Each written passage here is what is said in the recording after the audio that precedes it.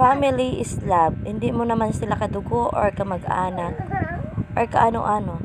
Basta nagkasundo ang lahat, that's a family.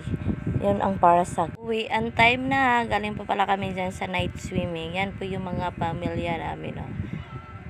Hindi man namin sila kadugo or ako, hindi ko sila kadugo or kaano-ano. Basta nakakasundo kami lahat dyan at buo. Lagi naman sama-sama yung mga yan. Kahit saan magpunta, nag-iba lang ng venue. Pero, isang pamilya yan. Ayan, lakad kami kasi wala ng tricycle, gabi na. Ay, nakari na pauwi sa Purok 5 Santa Monica. Di ba masaya kami lahat naglalakad habang umuulan yan, naglalakad kami. Naglalaro sa may tubig sa kalsada. Ayan, masayang-masaya po kami dyan.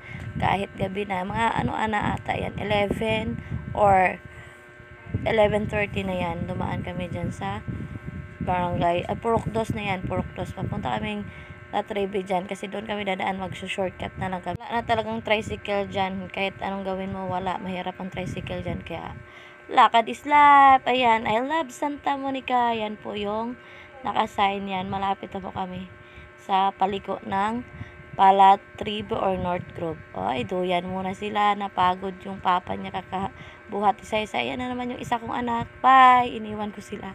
Balik na naman dito sa grupo, pamilya, isang samahan. Kadugo man o hindi, basta sama-sama at magkasundo.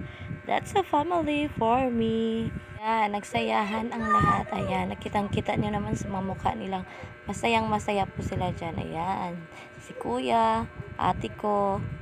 Yan, balik kay ate ko, si kuya, sila GM, Shane, Dagol. Lalo-lalo na si Saddam. Diyos ko, super happy. Pasayaw-sayaw na siya dyan. Ayan, yan po kami. Yan po, thank you sa samahan na walang kapantay ang saya. Thank you for watching. Please like, share, and subscribe. Babosh!